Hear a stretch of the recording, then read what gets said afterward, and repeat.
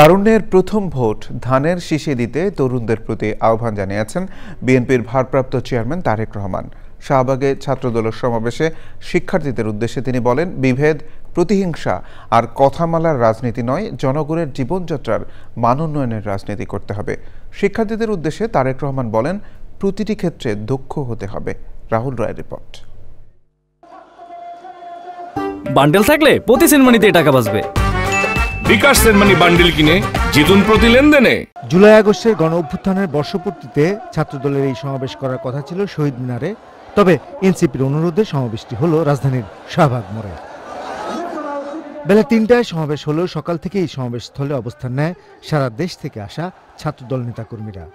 শিক্ষার্থীদের ঢল শাহবাগ ছাড়িয়ে পৌঁছে যায় আশেপাশের সড়ক ও মোড়গুলোতে। ছাত্রদলের সাবেক নেতাদের সঙ্গে সমাবেশে ছিলেন দলের মহাসচিব মির্জা ফখরুল ইসলাম আলমগীর। সমাবেশে লন্ডন থেকে ভার্চুয়ালি যোগ দেন বিএনপির ভারপ্রাপ্ত চেয়ারম্যান তারেক রহমান। সুন্দর বাংলাদেশ গড়ে তুলতে তরুণদের তৈরি হওয়ার কথা বলেন তিনি। বাংলাদেশের জনগণ আর বিভেদ, বিরোধ, প্রতিহিংসা, প্রতিশোধের রাজনীতি তারা চায় না। সুতরাং আসো, কথামালার রাজনীতি নয়, বরং আমরা শুরু করি মানুষের জীবন মান উন্নয়নের রাজনীতি। ভবিষ্যতে এমপি বা মন্ত্রী হয় নয়, বরং শিল্প, সাহিত্য, সংস্কৃতি, শিক্ষা, স্বাস্থ্য, কৃষি কিংবা ব্যবসা, প্রত্যেকটি সেক্টরেই দক্ষ নেতৃত্ব প্রয়োজন। সবচেয়ে বড় ভূমিকা নিতে হবে ভবিষ্যৎ বাংলাদেশ, এবং সেটি হচ্ছে তোমরা। তারেক রহমান বলেন, তারুণ্য আর নারী শক্তিকে বাইরে রেখে একটি রাষ্ট্র এগিয়ে যেতে পারে না। সে লক্ষ্যে বেশ কিছু পরিকল্পনা তুলে ধরে তরুণদের প্রতি বিশেষ আহ্বানও জানান তিনি।